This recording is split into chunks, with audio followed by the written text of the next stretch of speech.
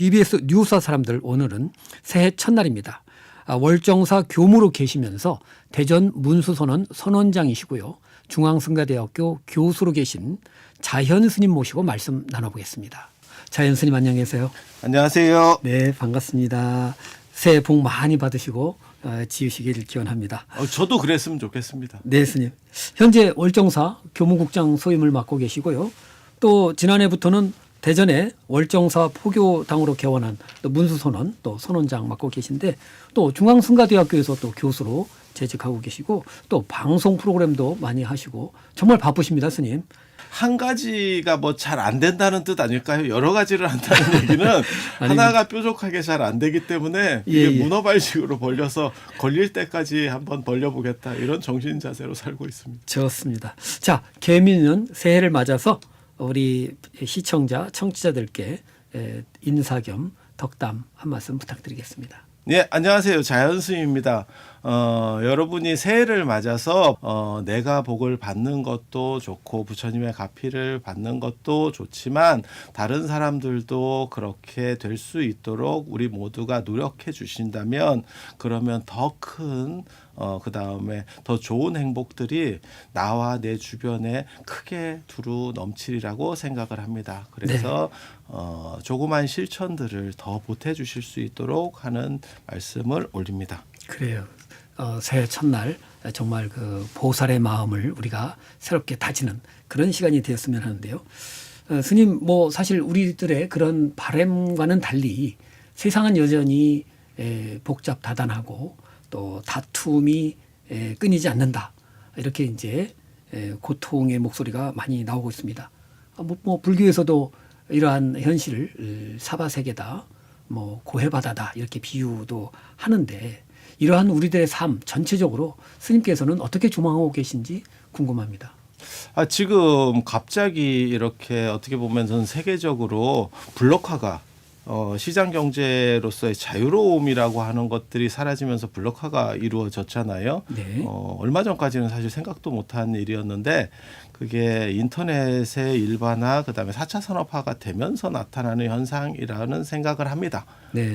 이유는 뭐냐면 저희 어렸을 때만 하더라도 누구 말 맞다나 그냥 노래 하나가 유행하면 전 국민이 다 그 노래를 들을 수 있었고 그 다음에 뭐 CM송으로도 나오고 이랬었거든요. 근데 지금은 BTS가 한국을 대표하는 가수라는 건 누구나 알아요. 예. 그렇지만 BTS 노래를 아는 사람은 생각보다 적습니다. 그러니까요. 그리고 연세 드신 분들한테 물어보면 BTS가 몇 명인지 잘 몰라요. 예.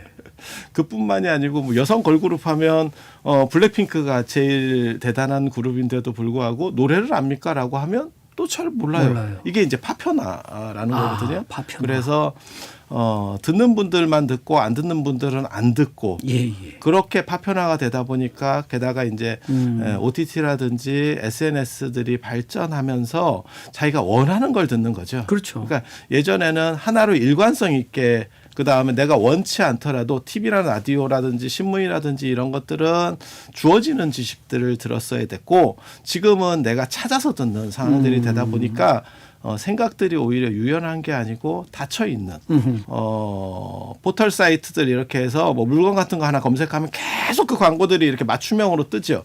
그리고 유튜브나 이런 것들도 내가 뭐 몇 가지를 이렇게 찾아서 그런 것들 영상을 봤으면 비슷한 영상들을 계속 추천 영상으로 올려버리니까. 그렇죠. 그러니까 사람들은 여당 야당 같은 것도 마찬가지고 기업이라든지 안 그러면 방송도 똑같다는 생각을 하거든요. 전부 파편화되고 그러니까 서로 대화가 잘 안 되는. 스님 말씀처럼 그런 파편화가 강화되고 분절화된다, 나뉜다 이런 그런 그 경향이 강해진다 이런 이제 우려가 또 있는 거거든요. 그러니까 이런 상황에서 과연 인류가 어떻게 나갈 것인가? 아니 불교는 오히려 지금 상황이 저는 상황만 잘 맞출 수 있고 거기에 적절하게 대응만 할 수 있으면 호황이라는 생각을 합니다. 오히려. 왜냐하면 불교 같은 경우는 수행문하고 자기 조절을 중심으로 해서 시작된 종교 집단이거든요. 예. 저희 어렸을 때만 해도 혼자 밥 먹으면 밥맛이 없다 그래가지고 네, 누구라도 불러서 먹고 그렇습니다. 했었어요. 그렇습니다. 그리고 혼자 밥 먹다가 이렇게 거울 보면 막 철양하고 뭐 네. 이런 생각들이 들었는데 예. 지금은 사실 혼자 밥 먹는 게 편하다고 생각할 예. 정도고 식당에서 상당 부분을 혼자 먹는 분들을 배려하는 상황 그런 생각들을 해보면 개인이라고 하는 부분에 대해서 생각보다 많은 부분들이 차지하고 있고 더 네. 영역이 넓어지고 있는 상황이고 네. 그렇다 보니까 개인 조절을 위한 그러니까 자기 만족, 자기 행복, 자기 조절 그다음에 소확행 같은 쪽과 연결이 쉽게 될 수 있는 불교야말로 예. 잘만 재구성될 수 있으면 그리고 부처님 당시의 그러한 흐름들을 다시 복구할 수만 우리가 있다면 충분히 가능성이 있고 그렇군요. 세계를 이끌어갈 수 있는 그런 상황들을 만들어낼 수 있다고 생각합니다. 아, 그렇군요. 근데 사실은 이 불교가 보면 예. 그 개인 수행을 기본적으로는 강조합니다만은 결국은 그런 개인들이 모여 사는 사회, 공동체로서의 승가의 역할도 무시할 수는 없거든요. 맞습니다. 그래서 일과 다가 나눠져 있지 않은 그런 어떤 연기적인 관계다 이런 생각을 해보는데 지금 이 세계가 기후 변화라든가 기타 여러 가지 그 연동되는 부분에서 그 유엔을 비롯해서 또 조그만 그런 그 단체들에서 다 고민을 하고 있단 말이죠. 이런 부분에서 과연 우리가 어떻게 하면 서로 그 협력할 수 있는가? 협력을 위한 대화를 할 수 있는가? 그 방법을 제대로 좀 우리가 못하고 있지 않는가? 지금까지는 어떤 식의 흐름이 있었다 그러고 저는 보는 거냐면요. 예. 그러니까는 집단 안에서 누군가가 희생하면서 누군가는 이익을 보는 이런 사항들이 계속 연출이 되는 거예요. 네네. 그러니까 선진국이 어떻게 보면 환경 파괴는 다 해놓고 네네. 개도국한테 너네도 탄소 배출을 줄여줘라고 말하면 안 되죠. 야 너네가 다 지금 문제는 일으켜놓고 왜 우리한테 책임을 우리도 이제 좀 개발하려고 하는데 아마존 얘기 보면 그거 나오잖아요. 아마존이 뭐 전 세계에 허파예요. 뭐 예. 이렇게 얘기하는데 걔네는 먹고 살아야지 허파면 무슨 돈을 주든지 그렇습니다. 우리는 계속 허파로만 있을까? 평생 허파 너무 힘들었어요. 맞아요. 지금 그렇게 얘기하는데 그 사람들에게 너네가 산소를 많이 만들어 주는 거에 대한 사실 어느 정도 이상은 대가 지불을 해야 된다라는 네. 생각을 하는 거고 네. 집단들도 개개의 집단들이 크게 불만족스럽지 않은 상황에서 전체가 잘 될 수 있는 방향들을 찾아야 되고 그게 사실 부처님께서 말씀하신 거라고 생각해요. 그래서 네. 부처님께서는 개인의 행복 그러니까 어떻게 보면 자등명 법등명 같은 것도 말씀을 하시지만 네. 동시에 승가는 1인이 존재할 수 없어요. 그건 4인부터 시작되는 그렇죠. 집단입니다. 그렇죠. 그래서 그것이 동시에 유기적으로 작동할 수 있는 구조라고 하는 것이 실제로는 해법이 될 수 있죠. 그래요. 개인과 집단의 문제 이것이 어떻게 유기적으로 잘 작동하느냐 하는 문제인데 인류 문명의 역사를 보면 그것이 잘 작동되는 면도 있었지만 늘 또 문제가 있었습니다. 힘들죠. 예. 그래서 지금 같은 경우에도 보면 그 격차 또 차별화 이 문제가 화두로 돼 있거든요. 점점 더 격차가 커지지 않느냐. K자 성장이라고 하는 거죠. 양극단으로 위아래로 네. 쫙 찢어지는. 그래서 예전에는 이제 권력이나 이런 정보나 이런 것을 소수가 독점하기 때문에 그런 문제가 발생했다. 그러나 4차 산업혁명이 되면서 그런 그 권력도 분산화되고 정보도 조금 더 공유할 수 있는 그런 기회가 많아졌다는 점에서 이 격차의 문제가 좀 해소될 가능성이 있지 않느냐 했는데 실제로 보면 더 그게 그렇지 않다는 그 암울한 전망도 있거든요. 아니 더 심화될 거라고 생각합니다. 네. 그러니까는 예전에는 1%가 다 장악을 했다면 지금은 0.01% 아니면 0.001%가 다 장악할 거라고 생각을 하거든요. 예. 예를 들면 뭐 테슬라나 뭐 구글이나 몇 개 회사들만 살아남고 나머지는 그러니까는 중간층 기업들이 전부 다 몰락해 버리는 거죠. 예. 그러니까 승자 독식 체제가 규모를 키워가면서 더 어떻게 보면 더 강력한 지배력을 형성하는 예. 그런 상황이 될 거라고 생각을 하고요. 지식도 마찬가지예요. 지식도 공개가 되거든요. 예전에는 사실 누구는 알고 누구는 모르고라고 했는데 지금은 인터넷이 발전하면서 거의 대부분 공개가 돼 있거든요. 예. 하지만 그것을 의도적으로 편집을 해서 몰아가는 집단들이 생기고 그것을 무방비적으로 이렇게 대처를 하게 되면 자기도 모르게 젖어 들어가고 그것이 옳다라고 생각을 하죠. 그게 이제 정치권에서 흔히 나타나는 유튜브나 이런 데서도 정치적 유튜브들이 하는 행동들이죠. 그래서 네. 그 얘기를 계속 듣다 보면 그 사람 쪽 진영의 논리들이 다 맞는 거예요. 네. 그래서 그런 부분들을 어떻게 좀 적절하게 조율할 수 있는 연결고리, 뇌량 같은 게 사실 지금 어느 정도 이상은 공공재적인 측면에서 접근을 해서 연결시킬 수 있는 부분들이 나와야 될 것 같아요. 예. 스님 말씀을 하다 보니까 조금 한편으로는 좀 우울하고 한편으로는 또 희망을 또 찾아가야 되겠다 이런 도전 의식도 생기는데요. 아까 이제 뇌량 얘기를 했습니다마는 희망을 그 이야기할 때 기본적으로는 이 그 소통의 문제가 좀 깔려 있는 것 같아요. 세계에 대한 인식에 있어서 차이가 있는 것은 일체 유심조의 측면에서 너무 당연한 건데 그러한 차이들이 차이로 그냥 끝나는 것이 아니라 머무는 것이 아니라 차이 속에서의 어떤 서로 간의 그 소통, 교류, 어떤 공감대 확산 이런 부분들이 좀 필요하지 않느냐 싶은데요. 잘 안 될 거라고 생각합니다. 개인적으로는. 이유가 뭐냐면 불교 안에서도 예전에 어른 스님들께서 법문을 하실 때 뭐 선법문 하시고 당나라 송나라 고승들 얘기하면 예. 그때 연세 드신 분들은 조금 당신하고 안 맞는 얘기라도 들어주세요. 네네. 그런데 지금 젊은 사람들 같은 경우는 한두 번 딱 와가지고 나랑 안 맞는 것 같아 라고 하면 더 이상 듣지 않습니다. 네. 그리고 아예 그쪽과는 단절시켜버리죠. 예. 그러니까 지금은 그것이 틀렸어요라고 말하는 시절이 아니고 예. 그냥 내가 끊고 가면 돼라고 하는 게 보통 사회적인 일반적이에요. 그래서 예. 소통이 될 거라는 생각은 안 하고요. 네. 그렇지만 인간이 뭐 여든 야든 이런 생각을 가진 사람이든 저런 생각을 가지던 사람이든 공통점이 있어요. 그게 인간 행복의 추구라고 하는 거거든요. 네, 행복의 추구. 네. 과학기술이 아무리 발전해도 행복에 대한 추구는 사라지지 않을 것이다. 유기체인 이상, 인간이 유기체인 이상. 그래서 행복과 관련된 부분에서의 공통점을 찾고 그것을 가지고 이야기를 하고 이 부분에서 어떻게 보면 이렇게 처리했을 때 너에게 이익이 간다. 저는 이익이라고 하는 부분을 나쁘게 안 봅니다. 네. 이익이 사람에게 동기부여를 할 수 있는 가장 중요한 수단이기 때문에 그렇죠. 행복도 이익이에요. 그렇죠. 어떻게 보면 그래서 부처님께서도 사실은 이고등락을 얘기하셨으니까요. 네. 말하기 싫은 사람과 이야기하세요. 듣기 싫은 사람 얘기를 들으세요라고 강제하는 것보다 예. 이렇게 하는 것이 당신에게 행복과 이익이 충분히 될 수 있어요라고 하는 부분을 부각시킬 수만 있다면 네. 그러면 소통의 여지가 존재한다고 생각하고요. 그래요. 일반적으로 그냥 서로를 좀 들어보세요라고 하는 거 사실 잘 안 됩니다. 그래요, 스님. 그 부처님께서 이야기할 때는 진정한 이득은 어떤 것인가? 그러니까 그런 이야기를 경전에서 많이 하셨던 것 예. 같아요.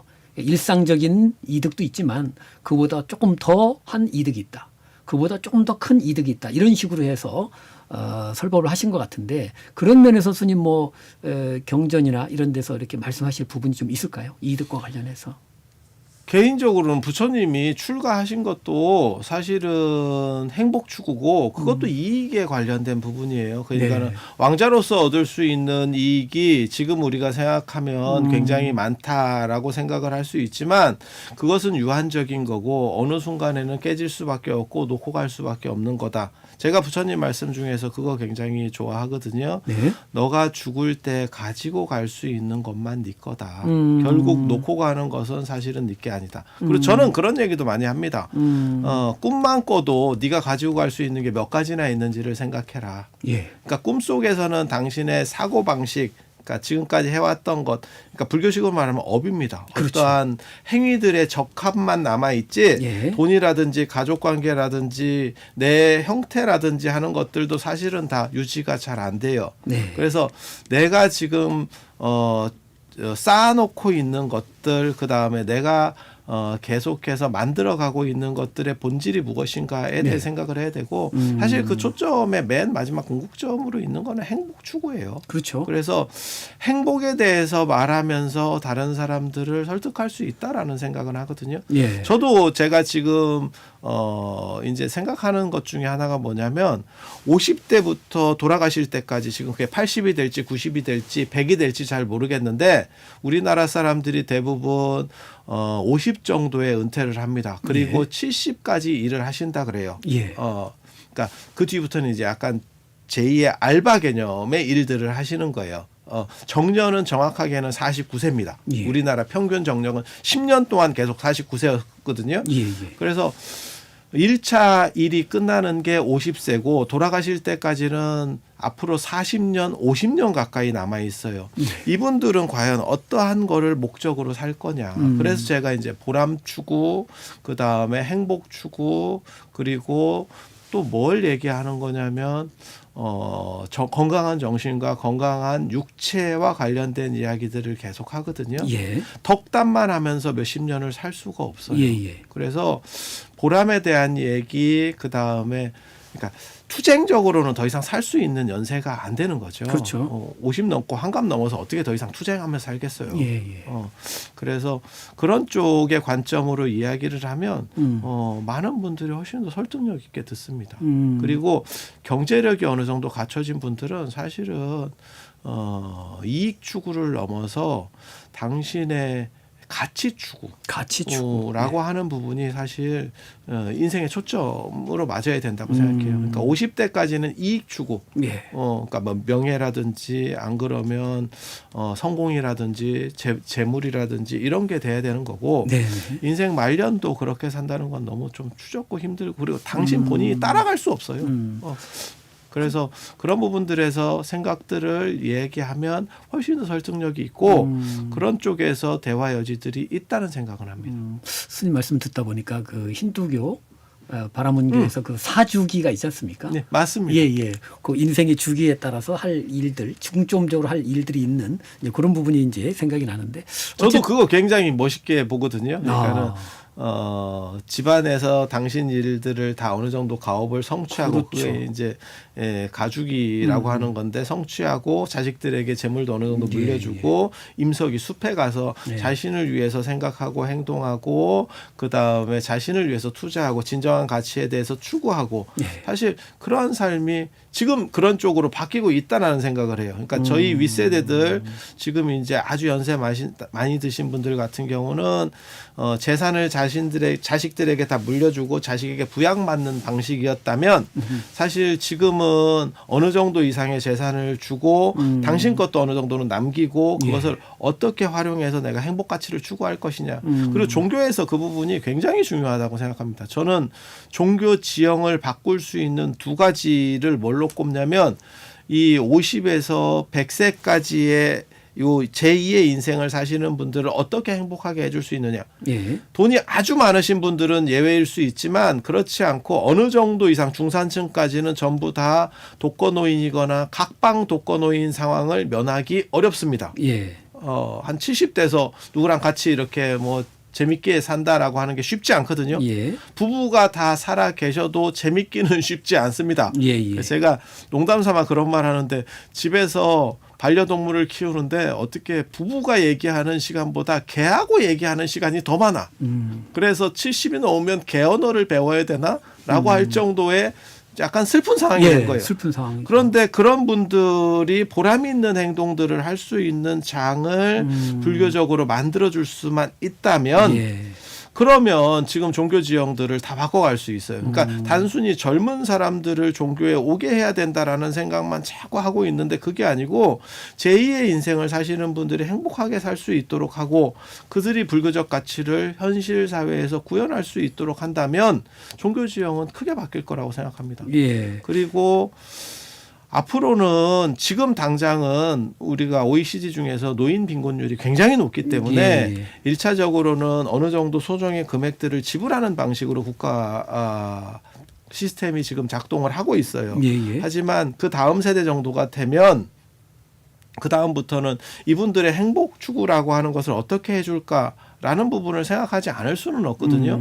이유가 뭐냐면 그런 부분을 안 했을 경우에 노인 우울, 그다음에 노인 공황장애, 노인들에게서 오는 소외, 독거 예, 뭐 이런 예. 부분들에 의해서 그래요. 국민건강보험료가 엄청나게 지출될 겁니다. 그래서 건강을 사전에 막기 위해서라도 그런 시스템들을 사회적 구조를 만들어내고 작동시켜야 돼요. 이 나라가. 예, 예. 그 부분을 불교에서 어느 정도 주도할 수만 있다면 저는 종교 지형 자체가 바뀔 거라고 생각합니다. 그 부분하고 나중에 이제 또 다른 부분에서 말씀을 드리겠지만 인터넷 부분에서 네. 그래요. 우선 그 스님께서 말씀하신 이익을 잘 보면 결국은 이제 몸 건강, 마음 건강 이렇게 이제 요약이 되는 건데 그런 면에서 이 불교의 어떤 수행, 요즘 말로 말하는 어떤 그 명상, 뭐 이런 것들이 앞으로 더 그 요구가 많이 그 될 거로 이렇게 보시는 건가요? 아니 지금 이제 갑자기 우리가 오래 사는 시절로다가 바뀌어 버렸거든요. 예. 그리고 이 나라는 의료 시스템이나 이런 게 굉장히 잘 돼 있어서 예. 죽고 싶어도 못 죽습니다. 아, 미국은 한 1년 아프고 죽지만 우리는 10년 아프고도 살아 있을 수 있습니다. 예. 이게 안 죽습니다. 예. 그래서 죽지 못하는 삶에 있어서는 육체적 건강 굉장히 중요합니다. 그래서 그런 말씀들 하시잖아요. 뭐 나이 30이 넘으면 이제 근육이 빠지기 시작해서 1년에 1%씩 빠진다. 한번 다 한 번씩 들어보신 이야기일 거예요. 그렇다 보니까 일반 유산소 운동 말고 뭐 헬스라든지 이런 근육 운동을 해야 된다. 병행해야 빠진 된다. 근육은 채우기 쉽지 않다. 네네. 다 동의하시고 그런 일들도 하시고 그런데 육체만 건강하다고 행복이 해결될 수 있느냐는 다른 거예요. 그렇죠. 그래서 정신적인 부분도 마치 우리가 근육 운동을 미리 사전에 하듯이 예. 정신 운동도 미리 사전에 하지 않으면 마치 근육 운동을 우리가 근육이 필요하니까 70이나 80 먹어서도 할 수 있어요. 안 됩니다. 아. 미리 사전에 한 50대부터라도 준비를 하고 해야 되는 게 당연한 거고 명상이라든지 이런 그러니까 정신이 무너지든 육체가 무너지든 둘 중에 하나만 무너지면 굉장히 비극적인 거예요. 예. 그래서 명상이라고 하는 가치들이 지금 이렇게 떠오르는 이유 중에 하나가 오래 사는 시절에는 제가 그래서 그런 얘기하거든요. 제가 명상책도 썼지만 일찍 죽을 자신이 없으면 명상을 해라. 너가 방법이 없다. 다른 방법이 없다. 당신이 90 이상 돼서 무언가 능력적으로 할 수 있다는 생각을 하지 마라. 그때 자기 중심이 설 수 있는 방식, 자기 중심을 흔들리지 않게 할 수 있는 것은 명상밖에 없다. 네. 그리고 그러한 전문가가 누구냐? 불교다. 네. 불교는 2500년 전에 명상주의에서 부처님께서 시작하신 거고 조계종 같은 경우는 그 중에서도 육조 해능 스님께서 선불교잖아요. 남종선이잖아요. 예. 그러니까 명상주의 안에서 또 다른 명상파가 조계종이에요. 예. 그러면 뭐 얘기 다 했지. 우리는 2500년 전통을 가진 전문가 집단이에요. 그러면 이걸 가지고 사실 국민들을 행복하게 하고 그다음에 사회를 맑게 하고 그리고 불교적인 가치들을 이렇게 퍼뜨리면서 화해와 조화 속에서 나라를 그러면 불교적인 역할도 그다음에 역량도 커지게 되는 거고 그다음에 사회도 훨씬 행복하게 되고 개인도 자신이 만족하고 추구할 수 있는 것들과 관련해서 훨씬 좋은 이익을 얻을 수 있죠. 그래요. 어떻게 보면은 그 개인이 행복하기 위해서 이 전체 세계와 나 자신이 어떻게 잘 그 관계를 맺어갈 것인가 하는 어떤 세계관 또는 인생관 이런 것들이 잘 정리가 돼서 그런 사람들이 모여 살 때가 어떻게 보면 그 행복한 사회 또 정토 사회가 되지 않을까 이런 생각을 좀 해보는데 사실은 그 부분이 쉽지 않다는 거죠. 그러니까 자리 이타도 쉽지 않고 하와 중생도 쉽지 않은 이 두 가지가 다 잘 안 되는 상황에서 이 사바세계는 고통의 바다일 수밖에 없지 않는가 하는 그래서 부분이거든요. 불교가 존재하는 겁니다. 그게 예, 다 스님. 잘 되면 불교가 사라지겠죠. 근데 부처님은 분명히 우선순위는 정해 놓으셨어요. 예. 그러니까는 자등명 법등명이라는 얘기가 부처님 뭐 유언이다 이렇게 말씀하시는데 사실 그렇지는 않거든요. 그 3개월 전에 부처님 돌아가시 3개월 맞습니다. 전에 교단을 어떻게 운영할 것인가와 관련된 질문에서 나온 얘기인데 예. 그게 법등명 자등명 순서가 아니고 자등명 법등명으로 되어 있어요. 그렇죠. 그러니까 나를 중심으로 먼저 세우고 내 주변을 확대해라라고 하는 의미로 해석할 수 있거든요. 그러니까 법등명 중심이면 나를 집단에 맞춰라라고 하는, 그 다음에 나를 어떻게 하면 내가 생각하는, 그러니까 불교에서 말하는 진리 구조에 맞춰라라는 거하고 다르게 예. 너 중심적인 판단을 우선시해서, 그러니까 너의 행복이라고 하는 부분을 중심으로 잡고 불교라고 하는 것들이 작동할 수 있도록 해라라고 하는 거거든요. 그래서 저는 개인 추구라고 하는 부분에 대해서 그거는 초기부터 맞는 방식이라고 생각을 해요. 그러니까 개인이 집단으로부터 이탈한다가 아니고 집단 안에서의 행복할 수 있는 것들에 대해서 생각해야 된다. 라고 하는 거고, 그리고 불교는 그런 부분들은 명확한 것 같아요. 나중에 대승불교에서도 자리 이타지 이타 자리는 아니에요. 그러니까요. 그다음에 상구보리의 하와종생이거든요. 맞습니다. 그러니까 우선순위를 보면 전부 개인과 관련된 부분이 앞에 나오고, 그래서 그걸 예전에는 뭐라 그랬냐면 지목행족이고 눈으로 봐야 갈 수 있고 내가 결박을 풀어야 남을 풀어줄 수 있다. 그렇죠. 라고 얘기를 하거든요. 그렇죠. 그래서 자신의 일과 관련된 부분에서 조금 더 성실하게 하고 그것으로 가지고 확장시킬 수 있는, 유교식으로 말하면 본리비도생, 근본이 바로서야 도가 생한다. 그 다음에 이제 경물치 성의정심 수신제가 지구평천하듯이 예. 확대하는 과정이라고 볼 수 있어요. 그리고 그래요. 현대 사회에서는 이렇게 가는 방식이 훨씬 타당성이 있습니다. 집단을 위해서 희생해라.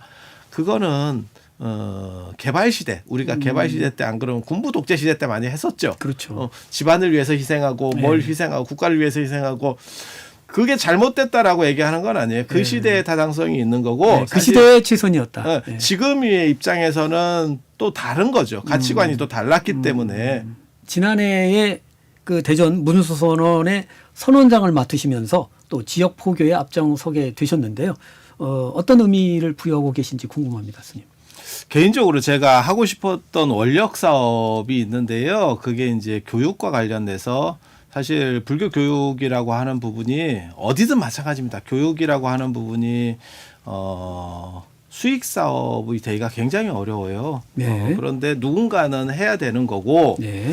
그래서 그리고 이제 불교대학 같은 경우가 어떻게 보면 많이 이렇게 기울고 있고요. 그게 코로나를 맞으면서 더 문제가 심각해졌거든요. 예, 예. 그래서 모든 교육 프로그램들이라든지 안 그러면 동아시아적인 그러한 정신적인 측면들을 전부 인터넷 안으로 넣었으면 좋겠다. 그래서 불교의 EBS 같은 거를 하나 만들었으면 좋겠다라는 예. 생각을 하고, 그 다음에 그걸 이제 촬영할 수 있는 공간들이 필요해서 무수선언이라는 걸 만들었습니다. 아, 그렇군요.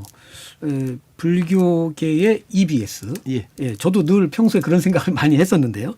이게 궁금한 게 있을 때 어디서든지 쉽게 찾아보고 이해할 수 있는 그런 이제 자료들이 이제 그 묶여 있는 거죠. 그러니까 개인적으로는 어떤 생각을 하는 예. 거냐면, 그러니까 유튜브를 기반으로 해서 뭐 능엄경이면 능엄경, 기신론이면 기신론 이래서 몇 강씩 쭉 전문가들에게 의뢰를 해서, 그러니까 몇 명이 보더라도 필요한 사람은 다 접촉할 수 있는 코드는 만들어줘야겠다라는 네네. 생각을 해요. 그러니까 그렇군요. 지금 책도 그렇거든요. 불교 쪽이 굉장히 좀 문제가 뭐냐면 저희 때보다도 오히려 충실한 책들은, 그러니까 책이 발행되는 쪽 거는 훨씬 더 많거든요. 예, 예. 그런데 교리서라든지 이런 부분들은 오히려 개수가 늘어나지 않고 줄어들고 있습니다. 왜냐하면 어려운 걸 사람들이 싫어하기 때문에. 그래서 저는 번역이 좀 잘 된 책이나 안 예. 그러면 재미가 없더라도 이 책은 충분해라고 하면 그런 분들도 모셔가지고 몇 강씩을 하게 해서, 그렇게 해서 그 책을 구입할 수 있는 사람들도 있을 거고 그냥 설명만 듣고 끝낼 수 있는 사람들도 있는 거고, 그래요. 그렇게 해서 누구든지 찾아서 다 열람할 수 있는 어떻게 보면 동영상 도서관 같은 식도 만들려고는 생각을 하고 있습니다. 그 또 중앙승가대에 계시니까요. 또 학교 차원에서 또 조계종 또 종단 차원에서 또 어떤 부분들이 돼야 될까 좀 궁금하거든요, 스님.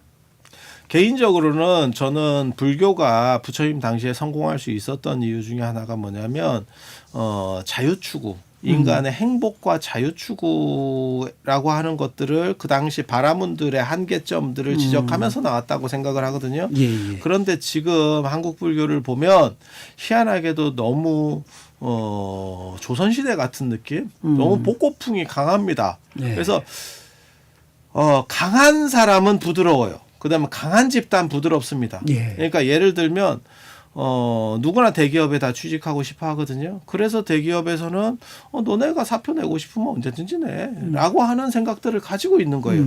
그런데 불교는 의외로 굉장히 닫혀 있어요. 지금 안에서 보면. 네. 그래서 이런 부분들이 해소가 안 되면 젊은 사람들을 움직이기가 쉽지 않다는 생각을 합니다.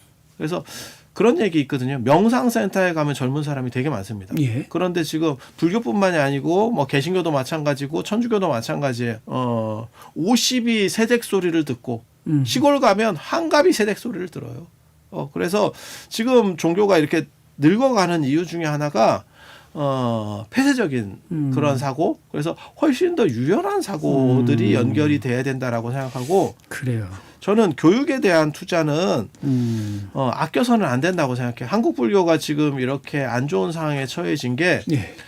교육 쪽으로 하는 사람들이 이익을 보지 못해요. 그러니까는 공부한다고 해서 이익될 수 있는 게 없어요. 실질적으로. 물론 일자리가 부족하고요. 또. 이익을 위해서 공부를 하느냐 그건 아니에요. 아니지만 하지만 기본적 대우들마저도 박탈돼 버린다면 그쪽을 하지는 않습니다. 그렇죠. 예.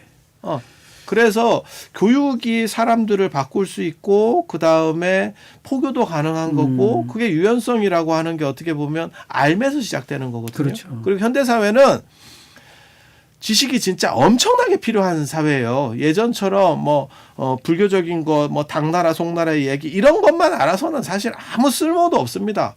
대화 역량을 현대적 대화 역량을 못 갖추고 있으면 현대 지식인과 대화할 수 없습니다. 그러니까 예. 현대 사회의 변화도 알아야 되고 그 다음에 현대적인 흐름들 그 다음에 이슈가 되는 것들 다 파악하고 있어야 돼요. 예. 그래야만 기관장들하고도 대화할 수 있고 중산층 이상의 지식인들과 대화할 수 있어요. 그런데 그런 부분들에 대해서 사실 지식 역량이 떨어지다 보니까 그 다음에 그것이 다양성이 축소되다 보니까 예. 너무 좀 어떻게 보면 폐쇄적인 상황 속에 있는 거예요. 그래서 예. 교육 부분들은 투자 사업이지 단 한 번도 우리나라 정부도 마찬가지예요. 교육 관련해서 수익 사업이라고 생각하고 도전하는 적은 한 번도 없어요. 전부 투자 사업이에요. 대학도 전부 교육부에서 투자하는 거지 거기서 무슨 수익을 내고 이거 불가능합니다. 예. 그래서 그런 정신이 뚜렷하게 박히면 승단은 살아남고 그 다음에 불교의 영향력 외연은 넓어지게 되는 거고 발전하게 되는 거고 그런 부분들에서 사실 배점이 지금같이 약하다면 미래는 없습니다. 자, 그런 면에서 그 월정사 교무 소임을 또 보고 계신데 월정사는 올해 또 어떤 계획 가지고 계신지 궁금합니다. 월정사는 지금 유튜브하고 관련해서 선제적으로 사실 코로나 시대를 맞이해서 유튜브와 관련해서 엄청나게 선제적으로 자금들을 투자해서 예. 교구본사 차원에서는 최고의 지금 구독자를 6만을 벌써 넘어섰습니다. 아, 그렇군요. 그래서 예. 최고의 구독자를 보유하고 있고요. 예. 올해 안에 10만 이상 충분히 넘어갈 거라고 생각을 합니다. 예. 그래서 그런 쪽의 포교도 기본적으로 했고요. 그 다음에 지금 명상 시대를 맞이해서 청소년 명상 축제도 작년에도 했었고 올해도 할 거고요. 예, 예. 그 다음에 명상 프로그램 개발과 자격증 주는 부분들도 지금 지속적 사업으로 지금 계속해서 하고 있고요. 그렇군요. 그리고 기도 신행이라고 하는 부분이 꼭 오프라인 기도 신행이 아니고 예. 온라인을 기반으로 하는 기도 신행도 충분히 가능하다라고 제가 생각을 해서 예, 예. 금강경 기도 네. 어떻게 보면 조계종의 소위 경전인 금강경을 가지고 기도와 깨달음이라고 하는 것을 동시에 추구해 나갈 수 있는 것을 온라인을 기반으로 프로그램을 만들어서 진행을 할 생각입니다. 네. 그래서 온라인 기도를 통해서 기도 접수자가 한 10,000명 정도 될 수 있는 어떻게 네. 보면 단일 규모로는 가장 큰 기도 모임들도 만들어낼 거고요. 네. 그리고 그분들을 모은 것들을 가지고 다시 인터넷으로 교육적으로 연결시키고 네, 네. 라고 해서 계속 그런 부분들이 선순환될 수 있게 예. 산사의 경계를 넘어서는 역할을 올해 들어서 최고의 역점 사업으로 그리고 거기에는 명상과 그 다음에 기도라고 하는 두 가지 축을 가지고 끌고 갈 생각입니다. 아, 그렇군요. 스님 지금 뭐 그 중앙승가대학에서 또 후진을 양성하고 계신데 스님의 주된 그 과목 어떤 쪽이신가요? 그리고 저 같은 경우는 이제 문화재, 그 다음에 불교 교리 이런 것들을 기본적으로 가지고 있고요. 네. 그리고 저는 문화 역량을 키우는 게 굉장히 중요하다고 생각하기 때문에 예. 사실 문화재적인 부분이 더 의미적으로는 크다는 생각을 합니다. 그러니까 네. 약간의 응용불교인데 그렇죠. 그런데 불교에서 이제 동대에서도 그런 실수들을 했거든요. 응용을 강조하다가 근본을 놓치면 네. 죽도 밥도 안 됩니다. 네. 그래서 근본이 바탕이 된 응용이라고 네. 하는 쪽에 저는 계속 초점을 맞추고 있어요. 아, 예. 그래서 근본이 확립됐을 때, 그러니까는 1차 자료라든지 이런 부분들에 대해서 명확한 이해가 됐을 때 응용이 되면 예. 엄청난 힘을 발휘합니다. 예, 예. 그런데 그게 이제 조금 미진한 상태에서 응용해서 응용으로 가면 마치 사상노각 같아 가지고 이게 휘청휘청해요. 아, 그렇군요. 그래서 불교 콘텐츠 개발이라고 하는 부분에 있어서도 사실 교리를 배경으로 하고 교리나 역사를 배경으로 하는 문화적인 부분, 문화가 외연이 훨씬 더 넓거든요. 그래서 그런 쪽에 집중을 하고 있습니다. 아, 그 응용불교 분야에서는 이제 불교학과 타 분야, 예. 뭐 생물학, 무슨 뭐 물리학, 화학 이런 어떤 그 연계 학문과의 예. 어떤 소통 이런 부분들이 많이 되고 있는데 그런 부분 관련해서도 그 동국대학교 K 학산 연구소인가요? 뭐 중심으로 해서 또 많은 콘텐츠가 나오기도 하는데 그런 부분에 대한 어떤 전망은 어떻게 보세요? 쉽지 않을 거라는 생각을 합니다. 왜냐하면 불교 쪽에서 인재 양성에 사실 너무 이렇게 중심이 약했었기 때문에 두 가지를 다 하는 사람은 둘째치고 한 가지만 뚜렷하게 하는 사람도 사실 찾기가 어려워요. 그러니까 모르겠습니다. 불교 방송은 어떻게 생각하시는지 잘 모르겠는데 제가 교육 콘텐츠들을 만들어가는 입장에서 제일 처리하기가 어려운 게 뭐냐면 어느 정도를 말할 수 있는 사람 강사 구하기가 제일 어려워요. 그러니까 불교 방송도 그렇고 아마 저 TV도 마찬가지인 겁니다. 예. BBS 불교 예. TV 쪽도 마찬가지일 겁니다. 어느 정도를 끌고 갈 수 있는 강사가 있느냐? 사실 없습니다. 예전보다는 훨씬 많아진 거 아닙니까, 스님? 그러니까는 박사는 많아졌는데 오히려 끌고 갈 수 있는 그러한 카리스마 있고 그런 분들은 예전보다 훨씬 적습니다. 저희 어렸을 때만 하더라도 목정배 선생님이나 저희가 배웠던 뭐 목정배 선생님이나 뭐 이기영 선생님이나 이런 분들은 다 어떻게 보면 하나의 교주급들 그다음에 전국구예요. 그렇죠. 딱 들어보면 그 선생님 그러면 한번 들어볼 종범스님 뭐 이런 분들 다 마찬가지입니다. 지금은 동대 교수 뭐 이런 분들 있잖아요. 누군지도 모릅니다. 그리고 신문이나 안 그러면 무슨 뭐 이런 방송에 나와서 얘기할 수 있냐? 못합니다. 한 프로그램 한번 줘보세요. 끌고 갈 수 있나? 그러니까 재미없는 건 끌고 갈 수 있어요. 그러니까는 뭐 해석하고 그 다음에 수업하듯이 그런 거 아무도 안 듣습니다. 지금 시절이 바뀌었어요. 그래서 오히려 세상의 박사 학위자들은 몇백 명 이상 늘어났거든요. 그런데 말할 수 있는 사람은 더 적어졌어요. 그게 교육 시스템의 문제이기도 하고 그다음에 거기서 충분한 이익이라든지 그다음에 지원이 부족해서 활발하고 머리 좋은 사람들이 제가 보기에는 오히려 빠져나왔기 때문이라는 생각을 해요. 그러니까 저희가 학교 다닐 때만 해도 제가 동대 다니고 뭐 이럴 때만 하더라도 서울대 다니다가도 동대에 오고 지금은 그런 사람은 없고요. 장학금을 100% 줘도 이 사람들이 빠져나갑니다. 취직도 잘 안 되고 비전도 별로 없고. 그래도 저는 전반적으로 보면 30년, 40년 전을 비교하면 좀 그렇겠지만은 그래도 좋은 그 양질의 그 책들이 많이 나와 있고 어느 책이라도 우리가 한번 제대로 그걸 읽는다면은 어느 정도의 그 깨달음은 얻을 수 있다. 소양은 충분히 얻을 수 있다. 이런 생각을 좀 하거든요. 그러니까 뒷북이죠. 저도 책을 뭐 1년에 제가 작년에만 공저까지 치면 8권을 만들었고요. 제가 불교적으로는 저만큼 책 많이 파는 사람도 별로 없을 겁니다. 저보다 판매량이 좋은 사람 그러니까는 예전에 넘사벽이었던 해민 스님과 법륜 스님 다음에 제가 그 정도쯤에 있는데요. 그 두 분은 워낙 넘사벽이고 제가 그 정도에 있는데 책 안 읽습니다. 제가 뭐라고 얘기하냐면 내 책이 100권 나가면 아마 5권도 안 읽힐 거다. 그게 현실이에요. 그러니까 좋은 책을 만드는 게 아니고 친절한 콘텐츠를 만들고 그 사람들이 자발적으로 찾아서 볼 수 있고 쉽게 그러니까 씹어서 다 넘겨주기 직전까지 이유식까지 만들어서 먹여줄 수 있는 상태까지 가야 되는 거지. 예. 좋은 책을 만들었으니까 너네가 읽어보세요. 좋은 책, 불교책, 청권도 안 나갑니다. 그래서 그건 진짜 아무 영향력도 줄 수가 없고요. 그리고 불교가 되게 재밌는 게 불교 신도분들은 이미 노안이라서 책 보기 힘듭니다. 아, 예. 그래서 이미 세상 자체가 변해 있어요. 그리고 그 정도의 좋은 양질이라고 하는 거는 다른 쪽에서 봤을 때는 벌써 그거보다 앞서가는 상황들이어서 그러니까 나도 변했는데가 아니고 내가 더 빠르게 변하지 않으면 죽는다라는 생각들을 계속 가지고 있어야 됩니다. 그렇군요. 자, 이렇게 하다 보니까 이제 마무리할 시간인데요. 끝으로 그래도 우리 자연 스님 앞으로의 원력 또 계획 듣는 것으로 이번 순서 마치도록 하겠습니다. 한국 불교의 우수성을 국내적으로도 알리고 세계적으로도 알리고 그다음에 쉽고 친절하고 누구나 접근할 수 있는 방법들을 찾아서 한국의 자부심이야말로 한국 불교에 존재한다. 라고 하는 거를 정립하는 데 있어서 일생을 매진해 보도록 하겠습니다. 네, 스님 장시간 대단히 고맙습니다. 좋은 말씀 잘 들었습니다. 예, 감사합니다. 네, 여러분 자연 스님과 함께한 이 시간 어떻게 들으셨는지요? 저는 스님 말씀 들으면서 앞으로 불교가 할 수 있는 일이 많고 또 불교의 가능성이 매우 넓다 이렇게 생각을 하게 되었습니다. 편안한 시간 되시기 바랍니다. 감사합니다.